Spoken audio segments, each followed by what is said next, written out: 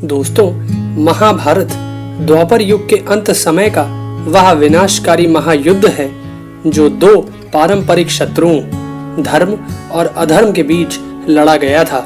और इस महायुद्ध की रचना स्वयं परमपिता ब्रह्मा जी ने अपनी इच्छा शक्ति से की थी। परमपिता ब्रह्मा जी ने ऐसा किस लिए किया था और किस प्रकार किया था, महर्षि वेदव्यास जी ने भगवान श्री गणेश जी के सहयोग से अपने महाभारत नामक ग्रंथ में इसका पूरा उल्लेख किया है। दोस्तों, द्वापर युग के अंत समय में जब इस पृथ्वी पर अधर्म बहुत ही बढ़ने लगा था और धर्म का पूरी तरह से पतन होने लगा था, तब देवी पृथ्वी उन पापियों के बोझ से भयभीत होकर परमपिता ब्रह्मा की शरण में चली गई थी और उनसे अपना सारा कष्ट बताकर यह प्रार्थना की थी कि मुझे इन पापियों के बोझ से मुक्त करवाओ। पृथ्वी का यह दुख सुनकर ब्रह्मा जी सभी देवताओं को साथ लेकर भगवान विष्णु जी के पास आए थे और उनसे यह विनती की थी कि वह पृथ्वी का भार उतारने के लिए पृथ्वी पर अपना अंश अवतार लें। दोस्तों, जब भगवान विष्णु ने परमपिता ब्रह्मा की वह विनती स्वीकार कर ली थी, तब ब्रह्मा जी ने सभी देवताओं, गंधर्वों और अप्सराओं से भी यह कहा था कि तुम सभी भी पृथ्वी का भार उतारने के लिए अपने अंशों से पृथ्वी पर अपना अवतार लो अथवा अपने पुत्रों को उत्पन्न करो। परमपिता ब्रह्मा जी के इस आदेश से कुछ देवताओं ने पृथ्वी पर अपना अंश अवतार लिया था तथा कुछ देवताओं ने अपने पुत्रों को उत्पन्न किया था। जैसे कि देव नामक वसु ने पितामह भीष्म के रूप में जन्म लिया था। बृहस्पति देव के अंश से द्रोणाचार्य उत्पन्न हुए थे। द्वापर युग के अंश से शकुनी का जन्म हुआ था।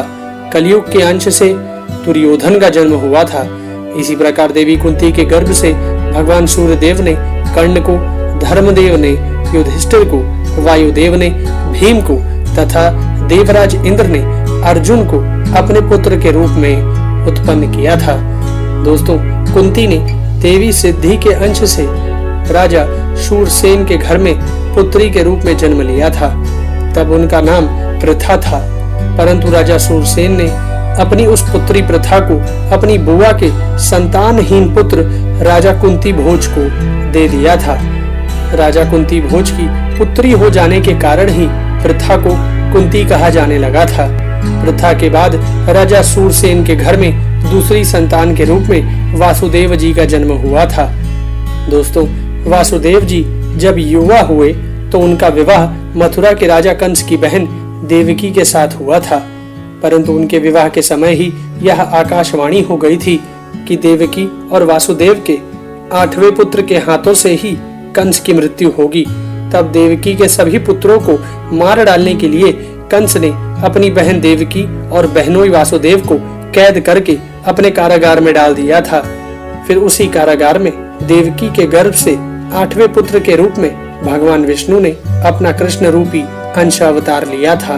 भगवान श्री कृष्ण ने अपने बालपन से ही अपनी लीलाएं दिखाते हुए अधर्मियों का विनाश करना आरंभ कर दिया था और कंस सहित कई असुरी शक्तियों का वध कर दिया था। महर्षि वेदव्यास जी ने अपनी महाभारत कथा में इक्ष्वाकु वंश के एक बड़े ही प्रतापी राजा महाभीष के बारे में उल्लेख किया है।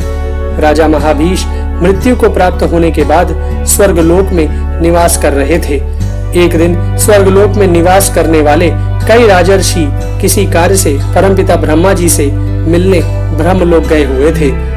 वह सभी राजर्षि ब्रह्मा जी से वार्तालाप कर ही रहे थे कि तभी देवी गंगा परमपिता ब्रह्मा जी से मिलने वहां आ गई थी। उसी समय हवा के एक झोंके से देवी गंगा के वस्त्र कुछ खिसक गए थे।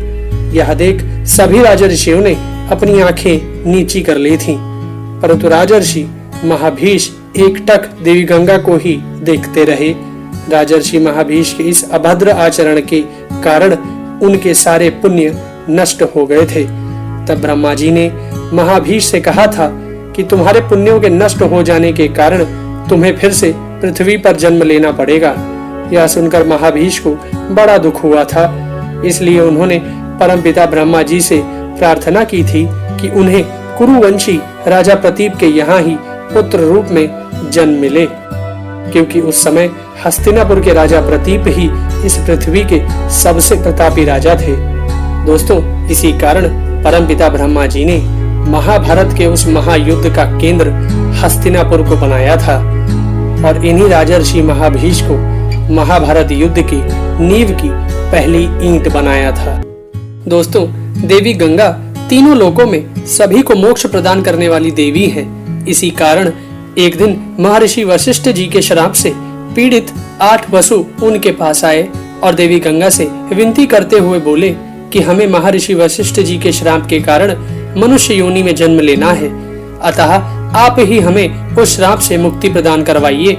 उन वसुओं की प्रार्थना सुनकर देवी गंगा ने कहा कि मैं तुम लोगों को अपने गर्भ से मनुष्य योनि में जन्म दूंगी और तत्काल ही तुम्हें अपने जल में प्रवाह करके मनुष्य योनि से मुक्त भी कर दूंगी। देवी गंगा ने उन वसुओं को जन्म देने का वचन तो दे दिया था, परंतु उसके बाद वह यह सोचने लगी थी कि वह पृथ्वी पर किस मनुष्य के साथ विवाह करके इन वसुओं को जन्म देंगी। तभी उन्हें राजर्षि महाभीष की याद आई, जिन्होंने ब्रह्मा जी से राजा प्रतीप के यहाँ पुत्र रूप में जन्म लेने की विनती की थी। राजर्षि महाभीष की याद आते ही देवी गंगा राजा प्रतीप के पास उनसे मिलने पहुंच गई थी। हस्तिनापुर के राजा प्रतीप उस समय अपनी पत्नी के साथ गंगा द्वार नामक स्थान पर संतान प्राप्ति के लिए तपस्या कर रहे थे। देवी गंगा ने राजा प्रतीप के पास जाकर उनसे अपनी समस्या बताई और यह निश्चित किया कि वह उनके भावी पुत्र की पत्नी बनेंगी। राजा प्रतीप बड़े ही बूढ़े हो चुके थे, इसलिए उन्हें अपना वंश शांत होता यानी समाप्त होता दिखाई पड़ रहा था। इसलिए जब इस देव योग के कारण राजर्षि महाभीष ने उनके यहाँ पुत्र के रूप में जन्म लिया तो उस पुत्र का नाम शांतनु ही पड़ गया था। शांतनु जब युवा हुए तब राजा प्रतीप ने उनसे यह कहा कि तुम्हारे पास एक स्त्री पुत्र प्राप्ति की अभिलाषा से आएगी, तुम उसकी कोई जांच पड़ताल मत करना और उसकी इच्छा पूर्ण कर देना। तुम्हारी पत्नी बनकर वह जो भी अनर्थ करे, परंतु तुम उससे कुछ भी मत कहना। शांतनु को यह समझाने के बाद राजा प्रतीप ने शांतनु को हस्तिनापुर का राजा बना दिया और खुद तपस्या करने के लिए वन में चले गए थे। कुछ दिनों बाद राजा शांतनु शिकार खेलते हुए गंगा नदी के तट पर पहुंचे तो वहां उन्हें एक बहुत सुंदर स्त्री दिखाई पड़ी। राजा शांतनु उसे देखते ही उस पर मोहित हो गए और उस स्त्री के सामने विवाह का प्रस्ताव रख दिया। तब उस स्त्री ने कहा कि मैं एक शर्त पर ही विवाह कर सकती हूँ कि मैं कुछ भी अच्छा या बुरा करूँ, आप मुझे टोकेंगे नहीं। जिस दिन आप मुझे टोकेंगे उस दिन मैं आपको छोड़कर चली जाऊंगी। स्त्री की यह बात सुनते ही राजा शांतनु को अपने पिता की बात याद आ गई और उन्होंने बिना कुछ जांच पड़ताल किए उस स्त्री की बात स्वीकार कर उससे विवाह कर लिया। इस प्रकार देवी गंगा राजा शांतनु की पत्नी बनकर हस्तिनापुर चली आई थी।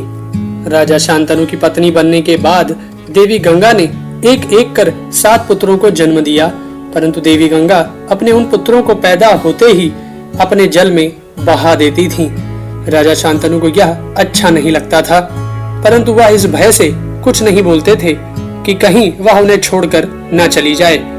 परंतु देवी गंगा ने जब अपने 8वें पुत्र को जन्म दिया और उसे भी वह अपने जल में बहाने के लिए जाने लगी तो राजा शांतनु से सहा नहीं गया और उन्होंने क्रोध में देवी गंगा को रोककर उससे पूछा कि तू कौन है, कैसी स्त्री है जो अपने ही पुत्रों को मार डालती है। राजा शांतनु की यह बात सुनकर गंगा ने कहा कि तुमने शर्त तोड़ी है, इसलिए अब मैं तुम्हारे साथ नहीं रहूंगी। और साथ ही देवी गंगा ने शांतनु को अपना परिचय देते हुए यह बताया कि मैं गंगा हूँ और उसके सभी पुत्र वो वसु थे जिन्हें महर्षि वशिष्ठ जी के श्राप के कारण मनुष्य योनि में जन्म लेना पड़ा था। राजा शांतनु के पूछने पर देवी गंगा ने बताया कि एक बार 8 वसु अपनी पत्नियों के साथ घूमते हुए वशिष्ठ जी के आश्रम में पहुंच गए थे।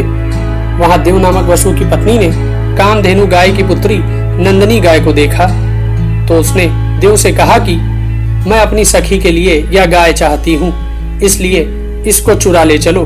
पत्नी की बात सुन वसुदेव ने अपने भाइयों के साथ मिलकर नंदिनी का हरण कर लिया था। जब वशिष्ठ जी ने अपनी दिव्य दृष्टि से यह सब पता लगा लिया तब उन्होंने यह श्राप दे दिया था कि जिन वसुओं ने मेरी गाय हरी है उन वसुओं का जन्म मनुष्य योनि में होगा। वशिष्ठ जी का यह श्राप सुनकर 8 वसु उनके चरणों में गिरकर क्षमा मांगने लगे थे। तब वशिष्ठ जी ने अपना श्राप कम करते हुए कहा था कि 7 वसु तो जन्म लेने के बाद जल्द ही मनुष्य योनि से छुटकारा पा जाएंगे, परंतु यह देव नामक वसु बहुत दिनों तक मृत्यु लोक में रहेगा। गंगा कहती है कि हमारा यह 8वां पुत्र वही देव नामक वसु है जो चिरकाल तक इस मनुष्य लोक में रहेगा। यह कहकर गंगा अपने उस पुत्र के साथ अंतर्धान हो गई थी। दोस्तों, देवी देवता तथा सिद्ध पुरुष कभी मोह के अधीन नहीं होते हैं। इसी कारण देवी गंगा जिस कार्य से राजा शांतनु के जीवन में उनकी पत्नी बनकर आई थी, अपने उस कार्य को पूर्ण करके वह वापस अपने लोक चली गई थी। परंतु राजा शांतनु एक मनुष्य थे, इस कारण वह देवी गंगा के चले जाने से बड़े उदास हो गए थे। राजा शांतनु देवी गंगा को और उनके साथ व्यतीत किए गए अपने समय को भुला नहीं पा रहे थे। इस कारण वह मोह के अधीन होकर अक्सर गंगा नदी के तट पर चले जाया करते थे और उसकी बहती हुई जल की धारा को एकटक देखते रहते थे। इस प्रकार कई वर्ष बीत गए थे, परंतु राजा शांतनु किसी भी जतन से देवी गंगा को भुला नहीं पाए थे और इसी कारण ही उन्होंने अपना दूसरा विवाह भी नहीं किया था। राजा शांतनु की इस अवस्था को देखकर राज्य की प्रजा तथा सभी मंत्री यही सोचने लगे थे कि राजा शांतनु के बाद इस कुरुवंश का दीपक सदा के लिए बुझ जाएगा।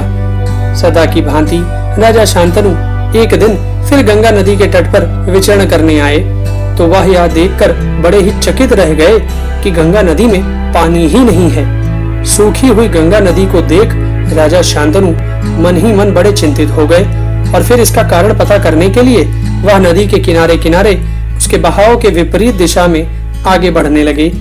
कुछ दूर जाकर राजा शांतनु ने देखा कि एक बड़ा ही तेजस्वी बालक अपने धनुष से दिव्य अस्त्रों का अभ्यास कर रहा है और साथ ही उन्होंने यह भी देखा कि उसी बालक ने ही अपने बाणों के प्रभाव से गंगा की धार को रोक दिया है। एक बालक का ऐसा पराक्रम देख राजा शांतनु बड़े ही आश्चर्य में पड़ गए थे, परंतु साथ ही उन्हें उस बालक पर इस बात के लिए क्रोध भी आ गया था कि उसने उनकी पत्नी गंगा को अपने बाणों से आहत कर उनके जल के बहाव को रोक दिया था। इसलिए वह क्रोध में उस बालक की तरफ चल पड़े थे, परंतु राजा शांतनु के उस बालक तक पहुंचने से पहले ही वह बालक अंतर्धान हो गया था और गंगा की जल की धारा पुनः अपने वेग से बहना आरंभ हो गई थी। यह सब देखकर राजा शांतनु के मन में यह संदेह उत्पन्न हो गया था कि कहीं वह बालक वही तो नहीं था जो उनके और देवी गंगा के संयोग से उत्पन्न हुआ था। मन में ऐसा संदेह उत्पन्न होने पर राजा शांतनु गंगा नदी के तट पर खड़े होकर देवी गंगा की स्तुति करने लगे और देवी गंगा से प्रार्थना करते हुए यह बोले कि यदि वह बालक वही है तो वह उससे मिलना चाहते हैं। देवी गंगा राजा शांतनु की उस स्तुति से प्रसन्न होकर अपने मनुष्य रूप में उस बालक को अपने साथ लेकर राजा शांतनु के पास आ गई थी और राजा शांतनु के मन में उत्पन्न संदेह को समाप्त करती हुई बोली कि यह आपका वही 8वां पुत्र देवव्रत है जो मेरे गर्भ से जन्मा था। आपका यह पुत्र देवगुरु बृहस्पति और दैत्य गुरु शुक्राचार्य के समान ज्ञानी है तथा देवराज इंद्र के समान धनुर्धर है। आपका पुत्र देवव्रत उन सभी अस्त्र और शस्त्रों का ज्ञाता है जिन अस्त्रों और शस्त्रों का ज्ञान परशुराम जी को है। अभी आप अपने इस पुत्र को स्वीकार करिए और इसे अपने साथ ले जाइए। इस प्रकार देवव्रत को राजा शांतनु को सौंपकर देवी गंगा पुनः अंतर्धान हो गई थी। राजा शांतनु अपने उस पुत्र देवव्रत को पाकर बड़े ही प्रसन्न हो गए थे और उसे अपने साथ हस्तिनापुर लेकर चले गए थे। इस प्रकार देवव्रत के आ जाने से हस्तिनापुर राज्य की प्रजा और मंत्री सभी बड़े प्रसन्न हो गए थे और साथ ही देवव्रत का साथ पाकर राजा शांतनु ने शीघ्र ही देवी गंगा के वियोग का मोह भी त्याग दिया था और प्रसन्नता पूर्वक राज्य का कार्यभार संभालने लगे थे। कुछ वर्ष व्यतीत होने के बाद राजा शांतनु ने अपने पुत्र देवव्रत को अपना युवराज बना दिया था। देवव्रत अपने सदाचार और पराक्रम के चलते पहले से ही प्रजा के बीच में लोकप्रिय था। इसलिए युवराज बनने के बाद देवव्रत ने अपने गुणों से अपनी सारी प्रजा का दिल जीत लिया था। दोस्तों, हस्तिनापुर के युवराज देवव्रत ने अपने स्तर से राज्य के बहुत से कार्यों को भली भांति संभालना आरंभ कर दिया था, जिससे राजा शांतनु के पास राज्य की बहुत कम जिम्मेदारियां रह गई थीं। इस कारण राजा शांतनु प्रसन्न मन से अक्सर वन में शिकार खेलने चले जाते थे अथवा किसी रमणीय स्थल पर विचरण करने चले जाते थे। इसी तरह एक दिन राजा शांतनु यमुना नदी के तट पर विचरण कर रहे थे कि तभी उन्हें बड़ी ही अद्भुत सुगंध का आभास हुआ। वह सुगंध राजा शांतनु के मन को इतनी भा गई थी कि वह अपने चारों तरफ उस वस्तु की खोज करने लगे जिससे वह दुर्लभ सुगंध आ रही थी। इस तरह राजा शांतनु उस सुगंध के बारे में पता करते हुए यमुना नदी के किनारे रहने वाले निषादों के यहाँ पहुँच गए थे। वहां जाकर राजा शांतनु को जब यह पता चला कि यह सुगंध निषाद राज की कन्या सत्यवती के बदन से आती है, तो यह सुनकर राजा शांतनु बड़े ही आश्चर्य में पड़ गए थे और उनके मन में उस सत्यवती को देखने की इच्छा प्रबल हो गई, जिसके बदन से ऐसी दुर्लभ सुगंध आती है। जो राजा शांतनु सत्यवती के बदन से आने वाली उस सुगंध से ही मोहित हो चुके थे, उन्होंने जब निषाद राज की रूपवती कन्या सत्यवती को देखा तो वह उसे देखते ही रह गए थे और उनके मन में सत्यवती को अपनी रानी बनाने की इच्छा जाग उठी थी। इसलिए राजा शांतनु ने निषाद राज के पास जाकर कहा कि मैं तुम्हारी कन्या सत्यवती के साथ विवाह करना चाहता हूँ। राजा शांतनु की यह बात सुनकर निषाद राज ने उनसे कहा कि यदि आप मेरी पुत्री सत्यवती के पुत्र को अपना उत्तराधिकारी बनाने का वचन देंगे तो ही मैं उसका विवाह आपके साथ करवा सकता हूँ। राजा शांतनु अपने पुत्र देवव्रत से बहुत प्रेम करते थे और साथ ही वह यह भी जानते थे कि उनका कोई भी भावी पुत्र देवव्रत के समान उत्तराधिकारी के योग्य नहीं हो सकता है। इस कारण उन्होंने निषाद राज की वह शर्त नहीं मानी थी और वापस अपनी राजधानी चले आए थे। परंतु वह सत्यवती और सत्यवती के बदन की उस दुर्लभ सुगंध को अपने दिल से नहीं निकाल पाए थे, जिसके कारण उनके जीवन में एक बार फिर से उदासी छा गई थी। निषाद राज की वह कन्या सत्यवती एक मत्स्य कन्या थी। उसका जन्म एक मछली के गर्भ से हुआ था। मछली के गर्भ से उत्पन्न होने के कारण सत्यवती के बदन से मछली जैसी दुर्गंध आती थी, इसलिए उस समय वह मत्स्यगंधा के नाम से जानी जाती थी। उस समय लोग उसके बदन से आने वाले दुर्गंध के कारण उसके पास नहीं आते थे। इस कारण मत्स्यगंधा अपने उन निषादों के समाज में भी अलग थलग पड़ गई थी। अपने बदन से आने वाली उस दुर्गंध के कारण मत्स्यगंधा को भी बड़ी लज्जा आती थी। लोगों से दूर एकाकी जीवन जीने वाली मत्स्यगंधा अपना समय व्यतीत करने के लिए यमुना नदी में नाव चलाकर यात्रियों को नदी के एक पार से दूसरे पार पहुंचाने का कार्य किया करती थी। परंतु उसके बदन से आने वाली दुर्गंध के कारण बहुत कम यात्री ही उसकी नाव पर सवार होते थे। एक दिन सूर्यास्त के समय मत्स्यगंधा अपनी नाव को बांधकर अपने घर जाने वाली थी कि तभी महर्षि पराशर वहां आ गए। उन्हें यमुना नदी के पार जाना था, तो उन्होंने मत्स्यगंधा से नदी पार छोड़ने के लिए कहा। मत्स्यगंधा सूर्यास्त हो जाने के बाद भी महर्षि पराशर को नाव में बिठाकर उन्हें यमुना पार छोड़ने के लिए चल पड़ी।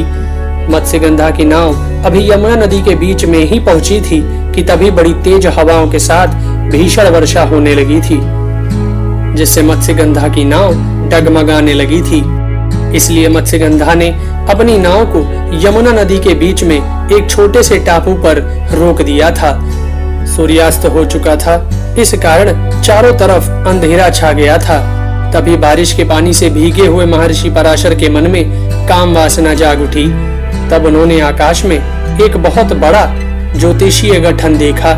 महर्षि पराशर एक महान ज्योतिषाचार्य थे, इसलिए उन्होंने भविष्यवाणी की कि ग्रहों के संरेखन के दौरान एक महान व्यक्ति दुनिया में जन्म लेगा। तो महर्षि पराशर ने मत्स्यगंधा से कहा कि मैं तुम्हारे साथ समागम करना चाहता हूँ। महर्षि की यह बात सुनकर मत्स्यगंधा ने कहा कि मेरे बदन से तो मछली की दुर्गंध आती है मुनिवर, आप मेरे साथ कैसे समागम कर पाएंगे। तो महर्षि पराशर ने कहा कि मैं अपने तपोबल से तुम्हारे बदन की इस दुर्गंध को समाप्त कर दूंगा और उसे गंध युक्त बना दूंगा। यह बात सुनकर मत्स्यगंधा उनके साथ समागम करने को राजी हो गई थी। मत्स्यगंधा के राजी हो जाने के बाद महर्षि पराशर ने अपने कमंडल के जल को हाथ में लेकर उसे मंत्र से अभिमंत्रित कर मत्स्यगंधा के ऊपर डाला तो उसके बदन की दुर्गंध समाप्त हो गई और उसके स्थान पर उसके बदन से अद्भुत मन को मोह लेने वाली सुगंध आने लगी। मत्स्यगंधा के बदन की वह सुगंध 1 योजन तक फैल गई थी। इस कारण ही उसे मत्स्यगंधा के स्थान पर योजनगंधा कहा जाने लगा था। मत्स्यगंधा को योजनगंधा बना देने के बाद महर्षि पराशर ने उसके साथ समागम किया था, जिससे उसी समय योजनगंधा के गर्भ से एक पुत्र का जन्म हुआ था। योजनगंधा का वह पुत्र जन्म लेने के कुछ समय बाद ही 12 वर्ष के बालक के समान हो गया था। उस बालक को जन्म से ही वेदों का संपूर्ण ज्ञान था और सत्यवती का वही बालक आगे चलकर महर्षि वेदव्यास के नाम से प्रसिद्ध हुआ। इन्हीं महर्षि वेदव्यास जी ने इस महाभारत ग्रंथ की रचना की थी। दोस्तों, सत्यवती को मत्स्यगंधा से योजनगंधा बनाकर महर्षि पराशर ने उनके साथ समागम करके वेदव्यास जैसे तेजस्वी पुत्र को उत्पन्न किया था। उसके बाद महर्षि पराशर ने अपने तपोबल से सत्यवती को पुनः कन्या भाव प्रदान कर दिया था। इसी योजनगंधा सत्यवती पर मोहित हुए हस्तिनापुर के राजा शांतनु उसकी याद में बहुत परेशान रहने लगे थे। एक दिन देवव्रत ने अपने पिता के चेहरे पर जब यह परेशानी के भाव देखे तो उन्होंने अपने पिता से उनकी इस परेशानी का कारण पूछा। तब राजा शांतनु ने देवव्रत से कहा कि तुम मेरे एक ही पुत्र हो, कहीं तुम पर कोई विपत्ति आ गई तो हमारे वंश का क्या होगा? बस यही सोचकर मैं अक्सर परेशान हो जाता हूँ। राजा शांतनु ने देवव्रत को अपनी परेशानी का जो कारण बताया था उससे देवव्रत संतुष्ट नहीं हुए थे। इसलिए देवव्रत अपने सूत्रों से अपने पिता की परेशानी का कारण तलाशने लगे थे और शीघ्र ही देवव्रत ने अपने गुप्तचरों और राज्य के मंत्रियों द्वारा इस बात का पता लगवा लिया था कि उनके पिता की परेशानी का कारण निषाद राज की वह पुत्री सत्यवती है, जिससे उसके पिता राजा शांतनु विवाह करना चाहते हैं। जब देवव्रत को यह भी पता चला कि निषाद राज ने उनके पिता के सामने यह शर्त रखी थी कि यदि वह सत्यवती के पुत्र को अपना उत्तराधिकारी बनाएंगे तो ही उनकी पुत्री सत्यवती का विवाह उनके साथ हो सकता है, इसलिए देवव्रत स्वयं निषाद राज से मिलने गए थे और निषाद राज को यह समझाने की कोशिश की थी कि एक निषाद राज को इस बात से संतुष्टि क्यों नहीं है कि उसकी पुत्री का विवाह यदि राजा शांतनु के साथ हो जाएगा तो उसकी पुत्री हस्तिनापुर की रानी बन जाएगी। निषाद राज ने देवव्रत की बात सुनकर उनसे कहा कि सत्यवती जिस राजा की पुत्री है वह आप लोगों की ही बराबरी के हैं और उन्होंने भी मुझे बार बार यही संदेश भेजा है कि मेरी पुत्री का विवाह राजा शांतनु के साथ ही करना। इसी कारण मैंने सत्यवती के इच्छुक देवर्षि असित को भी विवाह के लिए मना कर दिया है। सत्यवती का पालन पोषण करने के नाते मैं भी सत्यवती का पिता ही हूँ और मेरी यही शर्त है कि हस्तिनापुर का राज्य मेरी पुत्री के पुत्र को ही मिले। निषाद राज की यह बात सुनकर देवव्रत उनसे कहते हैं कि मैं शपथ लेकर तुम्हें यह विश्वास दिलाता हूँ कि सत्यवती के गर्भ से उत्पन्न हुआ पुत्र ही हस्तिनापुर का राजा होगा। देवव्रत की यह बात सुनकर निषाद राज उनसे कहते हैं कि मुझे आप पर पूरा विश्वास है, परंतु भविष्य में आपके पुत्र सत्यवती के पुत्र से राज्य छीन भी तो सकते हैं। निषाद राज की यह बात सुनकर देवव्रत बड़ी दुविधा में पड़ गए थे। उनकी समझ में यह नहीं आ रहा था कि वह निषाद राज को विश्वास कैसे दिलाएं। इसलिए उन्होंने अपने पिता की प्रसन्नता के लिए निषाद राज के सामने सभी देवताओं को साक्षी मानकर यह प्रतिज्ञा कर ली थी कि वह कभी विवाह नहीं करेंगे और आजीवन ब्रह्मचर्य धर्म का पालन करेंगे। तब देवताओं ने देवव्रत की यह दुष्कर प्रतिज्ञा सुनकर यह कहा था कि ऐसी भीष्म प्रतिज्ञा करने के कारण देवव्रत का नाम भीष्म होना चाहिए।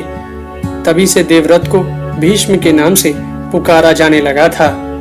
देवव्रत की यह प्रतिज्ञा सुनने के बाद निषाद राज बहुत संतुष्ट हो गए थे और तब देवव्रत सत्यवती को अपने साथ लेकर हस्तिनापुर चले आए थे और सत्यवती को अपने पिता राजा शांतनु को सौंप दिया था।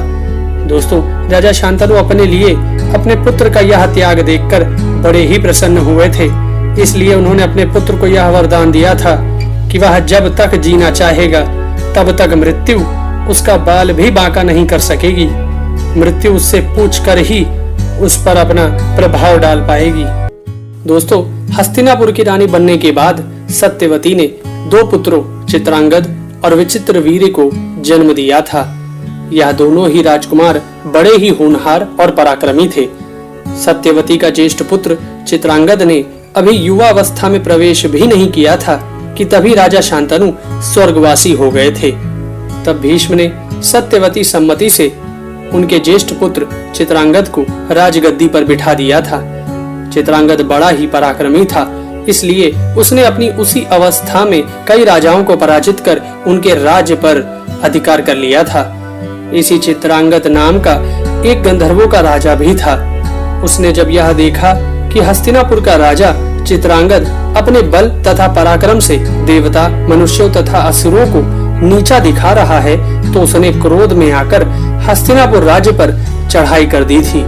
तब 3 वर्ष तक हस्तिनापुर के राजा चित्रांगद और गंधर्व राज चित्रांगद के बीच कुरुक्षेत्र के मैदान पर युद्ध चला था।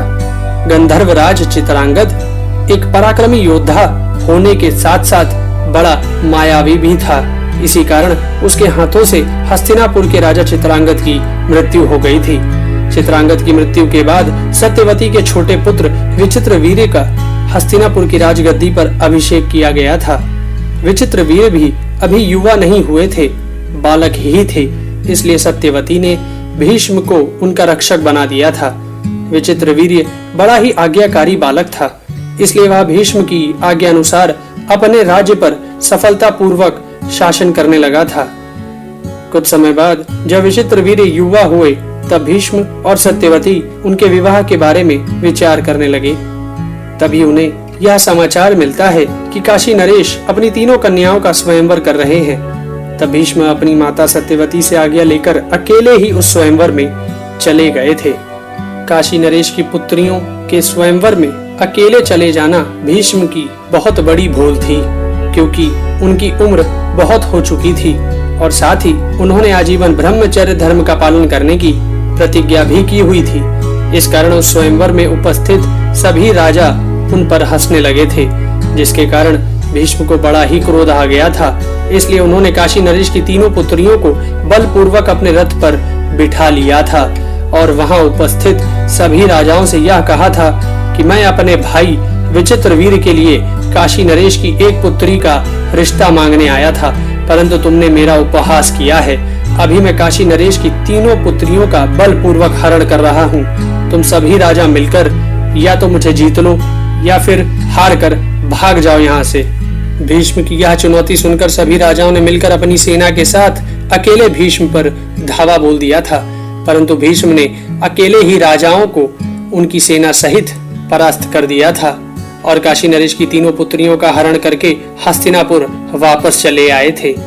हस्तिनापुर आकर भीष्म ने काशी नरेश की उन 3 पुत्रियों अंबा, अंबिका और अंबालिका को अपने भाई राजा विचित्रवीर्य को समर्पित कर दिया था, परंतु उस समय काशी नरेश की बड़ी पुत्री अंबा ने भीष्म से यह कहा था कि मैं पहले से ही मन राजा शाल्व को अपना पति मान चुकी हूँ और इसमें मेरे पिता की भी सहमति थी, इसलिए आप मेरे साथ धर्म के अनुसार न्याय कीजिए। अंबा की यह बात सुनकर भीष्म ने सत्यवती और ब्राह्मणों से विचार विमर्श किया और फिर अंबा को उसके इच्छानुसार जाने की अनुमति दे दी। अंबा के जाने के बाद अंबिका और अंबालिका का विवाह राजा विचित्रवीर्य के साथ कर दिया गया था। अंबिका और अंबालिका जैसी पत्नियों को पाने के बाद राजा विचित्रवीर्य बड़ा ही कामासक्त हो गया था। इस कारण वह विवाह के 7 वर्ष बाद क्षय रोग से पीड़ित हो गया। राजा विचित्रवीर्य की बहुत चिकित्सा कराई गई, परंतु वह स्वस्थ नहीं हो पाया और उसी क्षय रोग के कारण मृत्यु को प्राप्त हो गया। दोस्तों, देवी सत्यवती अपने पुत्र राजा विचित्रवीर्य की मृत्यु से इस कारण बहुत ही ज्यादा दुखी हो गई थी, क्योंकि विचित्रवीर्य अपनी पत्नियों से संतान उत्पन्न किए बिना ही परलोकवासी हो गया था। कुछ दिन व्यतीत होने के बाद सत्यवती ने भीष्म को अपने पास बुलाया था और उनसे कहा कि अभी हमारे वंश की रक्षा का भार तुम पर ही है। इसलिए तुम अपने भाई विचित्रवीर्य की दोनों पत्नियों से संतान उत्पन्न करके वंश की रक्षा करो और साथ ही हस्तिनापुर के राज्य सिंहासन पर बैठकर प्रजा का पालन करो। सत्यवती की यह बात सुनकर भीष्म ने तब यह कहा था कि माता, मैंने आपके विवाह के समय जो राजपद का त्याग कर सदा के लिए ब्रह्मचर्य धर्म का पालन करने की प्रतिज्ञा की थी, अपनी उस प्रतिज्ञा को मैं कभी नहीं तोड़ सकता हूँ। इसलिए ना तो मैं हस्तिनापुर के सिंहासन पर बैठ सकता हूँ और ना ही अपने भाई की पत्नियों से पुत्र उत्पन्न कर सकता हूँ। भीष्म से इस प्रकार का उत्तर पाकर सत्यवती इस सोच में पड़ गई थी कि वह किस प्रकार अपने वंश की रक्षा करे। ऐसे में सत्यवती को महर्षि पराशर से उत्पन्न अपने पहले पुत्र महर्षि वेदव्यास की याद आ जाती है और वह भीष्म से अपने पुत्र महर्षि वेदव्यास के बारे में सब कुछ बताकर उनकी सहमति से अपने पुत्र व्यास जी का स्मरण करती है। महर्षि वेदव्यास जी बड़े ही तपस्वी ऋषि तथा पुण्य आत्मा योगी थे। इस कारण उन्हें भगवान श्री कृष्ण द्वैपायन अथवा भगवान वेदव्यास कहकर पुकारा जाता था। जिस समय भगवान व्यास जी की माता सत्यवती ने उनका स्मरण किया था, उस समय भगवान व्यास जी हस्तिनापुर से इतनी दूरी पर थे कि वहां से हस्तिनापुर पहुंचने में एक घुड़सवार को 1 सप्ताह से अधिक समय लग सकता था। परंतु भगवान वेदव्यास जी अपने अद्भुत तपोबल और योग बल के कारण अपनी माता सत्यवती के स्मरण करते ही उनके सामने उपस्थित हो गए थे। तब देवी सत्यवती ने अपने पुत्र भगवान वेदव्यास को आज्ञा देते हुए यह कहा था कि तुम्हारा भाई विचित्रवीर्य निसंतान ही परलोक से धार गया है, इसलिए तुम उसकी पत्नियों से पुत्र उत्पन्न करके उसके वंश की रक्षा करो। भगवान वेदव्यास जी अपनी माँ की आज्ञा का उल्लंघन नहीं कर सकते थे। इस कारण अपनी माँ की आज्ञा को स्वीकार करते हुए यह बोले थे कि मैं इस कक्ष में बैठा हूँ। आप विचित्रवीर की दोनों पत्नियों से कहो कि वह निर्वस्त्र होकर कक्ष में आए और मेरे सामने से चलती हुई चली जाएं। अपने पुत्र की यह बात सुनकर देवी सत्यवती उस कक्ष से बाहर चली गई थी और भगवान वेदव्यास एक आसन पर योग मुद्रा में विराजमान हो गए थे। जब देवी सत्यवती ने विचित्रवीर की पत्नियों अंबिका और अंबालिका से कहा कि वह कक्ष में बैठे भगवान वेदव्यास जी के सामने से निर्वस्त्र होकर चली जाएं, तो वह दोनों पहले तो इस कार्य के लिए राजी नहीं हुई थीं, परंतु फिर वंश की रक्षा के लिए उन दोनों ने ऐसा करना स्वीकार कर लिया था और साथ ही अपनी एक दासी को भी निर्वस्त्र करवाकर साथ में ले गई थी। जब अंबिका और अंबालिका निर्वस्त्र होकर भगवान व्यास जी के सामने से जा रही थी, उस समय अंबिका ने लज्जा के कारण अपनी दोनों आंखें बंद कर ली थीं। इस कारण उससे उसके गर्भ में एक नेत्रहीन बालक उत्पन्न हुआ था, जिसका नाम धृतराष्ट्र रखा गया था। धृतराष्ट्र के रूप में हंस नामक एक गंधर्व ने जन्म लिया था। इसी प्रकार अंबालिका भगवान वेदव्यास के सामने आने पर भय से कांपती हुई पीली पड़ गई थी, जिसके कारण उसके गर्भ से जो पुत्र उत्पन्न हुआ वह बालक पीले रंग का तथा पांडु रोग से ग्रसित था। इसी कारण उस बालक का नाम ही पांडु पड़ गया था। गंधर्व हंस के छोटे भाई ने ही पांडु के रूप में जन्म लिया था। परंतु अंबिका और अंबालिका ने अपनी जिस दासी को निर्वस्त्र करके अपने साथ अपना सहयोग करने के लिए ले गई थी, वह दासी भी भगवान वेदव्यास जी के योग बल से गर्भवती हो गई थी। परंतु वह दासी बड़ी निर्भीक होकर भगवान वेदव्यास जी के सामने आई थी, इसलिए उस दासी के गर्भ से स्वयं भगवान धर्मराज ने पुत्र रूप में जन्म लिया था और उस बालक का नाम रखा गया था विदुर।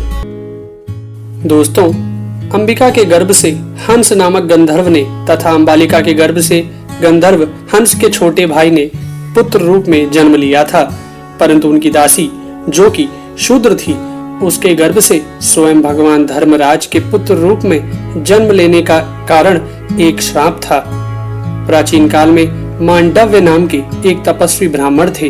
वह अपने आश्रम के बाहर एक पेड़ के नीचे खड़े होकर तपस्या कर रहे थे और साथ ही उन्होंने अपनी तपस्या पूरी होने तक मौन व्रत धारण कर रखा था। एक बार कुछ लुटेरे बहुत सा धन लूटकर भाग रहे थे और राजा के सिपाही उनका पीछा कर रहे थे। लुटेरे सैनिकों से बचते हुए मांडव्य जी के आश्रम में पहुंच गए और उनके आश्रम में लूट का धन छिपाकर सैनिकों से बचने के लिए वहीं छिप भी गए। कुछ देर बाद उन डाकुओं को खोजते हुए राजा के सिपाही वहां आए सिपाहियों ने मांडव्य जी से उन डाकुओं के बारे में पूछा तो मौन व्रत में होने के कारण उन्होंने सिपाहियों को कोई उत्तर नहीं दिया। तब सैनिकों ने मांडव्य जी के आश्रम की तलाशी लेनी शुरू कर दी। आश्रम की तलाशी लेने पर सैनिकों को सारा धन और डाकू दोनों ही मिल गए। इसलिए सिपाहियों ने डाकुओं के साथ मांडव्य जी को भी पकड़ ले गए और उन्हें अपने राजा के सामने उपस्थित किया। और राजा ने भी सभी डाकुओं के साथ मांडव्य मुनि को भी सूली पर चढ़ाने का आदेश दे दिया। सिपाहियों ने मांडव्य मुनि को सूली पर तो चढ़ा दिया, परंतु कई दिन बीत जाने पर भी उनकी मृत्यु नहीं हुई। मांडव्य मुनि सूली पर लटके हुए ही एक दिन बहुत से ऋषियों का स्मरण करते हैं। तो रात्रि के समय कई ऋषि पक्षियों के रूप में उनके पास आ जाते हैं। सभी ऋषि जब मांडव्य मुनि को सूली पर लटका हुआ देखते हैं तो उन्हें बड़ा दुख होता है। वे मांडव्य जी से पूछते हैं कि उन्होंने ऐसा क्या अपराध किया था जिसकी उन्हें यह सजा मिली है।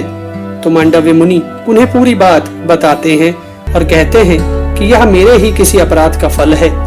पहरेदार जब यह देखते हैं कि ऋषि को सूली पर चढ़ाए बहुत दिन हो गए हैं परंतु यह अभी तक जीवित है, तो वह यह खबर अपने राजा तक पहुंचा देते हैं। यह खबर सुनकर राजा को आभास हो जाता है कि उससे बहुत बड़ी भूल हो गई है। इस कारण वह जल्दी से मांडव्य मुनि को सूली से नीचे उतरवाकर उनके चरणों में गिरकर क्षमा याचना करने लगता है। मांडव्य मुनि राजा को क्षमा कर देते हैं, परंतु बहुत उपाय करने पर भी मांडव्य मुनि के शरीर से शूल नहीं निकल सका। तब उस शूल को बाहर से ही काट दिया गया। तब मांडव्य मुनि ने अपने शरीर में गड़े हुए उस शूल के साथ ही अपनी तपस्या पूरी की और दुर्लभ लोक प्राप्त कर लिए। मांडव्य मुनि जब इस मृत्यु लोक को त्याग कर पुण्य लोक में पहुंचे तब उन्होंने एक दिन धर्मराज की सभा में जाकर उनसे पूछा था कि मैंने अनजाने में ऐसा कौन सा पाप किया था जिसके कारण मुझे सूली पर चढ़ाने की सजा मिली थी और साथ ही अंत समय तक सूली का वह शूल मेरे शरीर में धंसा रहा। तब धर्मराज ने मांडव्य मुनि से कहा कि आपने बचपन में एक छोटे से पतिंगे की पूंछ में सींग गड़ा दी थी, इसी कारण आपको वह कष्ट भोगना पड़ा था। धर्मराज की बात सुनकर मांडव्य मुनि ने उनसे कहा कि बालक 12 वर्ष की अवस्था तक जो कुछ करता है उससे उसे अधर्म नहीं होता है, क्योंकि उस अवस्था में उसे धर्म अधर्म का ज्ञान नहीं रहता है। तुमने मुझे एक छोटे से अपराध का बहुत बड़ा दंड दिया है, इसलिए तुम्हें शूद्र योनि में जन्म लेकर मनुष्य बनना पड़ेगा। और आज से मैं संसार में कर्म फल की यह मर्यादा स्थापित करता हूँ कि 14 वर्ष की अवस्था तक किए गए कर्मों का मनुष्य को पाप नहीं लगेगा। मांडव्य मुनि के इसी श्राप के कारण ही धर्मराज को शूद्र योनि में विदुर के रूप में जन्म लेना पड़ा था। दोस्तों, अंबिका से उत्पन्न हुआ पुत्र धृतराष्ट्र जहाँ शारीरिक रूप से बड़ा ही बलवान था, वहीं अंबालिका का पुत्र पांडु एक बहुत बड़ा धनुर्धर था और दासी पुत्र विदुर बड़ा ही धर्मज्ञ और विद्वान था। धृतराष्ट्र जन्म से ही अंधे थे, इस कारण पांडु को ही युवा होने पर हस्तिनापुर का राजा बनाया गया था। पांडु को राजगद्दी पर बिठाने के बाद देवी सत्यवती अपने दोनों पौत्रों धृतराष्ट्र और पांडु के विवाह के विषय में भीष्म से विचार विमर्श करने लगी थीं। तभी उन्हें यह पता चला कि गंधार नरेश सुवल की पुत्री गंधारी सभी शुभ लक्षणों से युक्त हैं और उसने भगवान शंकर को प्रसन्न करके 100 पुत्रों का वरदान भी प्राप्त कर लिया है। गांधारी के बारे में यह सब सुनकर भीष्म ने गंधार नरेश के पास धृतराष्ट्र और गंधारी के रिश्ते के लिए अपना एक दूत भेजा। पहले तो गंधार नरेश सुवल ने एक अंधे के साथ अपनी पुत्री का विवाह करने से मना कर दिया था, परंतु बाद में हस्तिनापुर के राजवंश और सदाचार पर विचार कर अपनी पुत्री गंधारी का विवाह धृतराष्ट्र के साथ करने का निश्चय कर लिया था।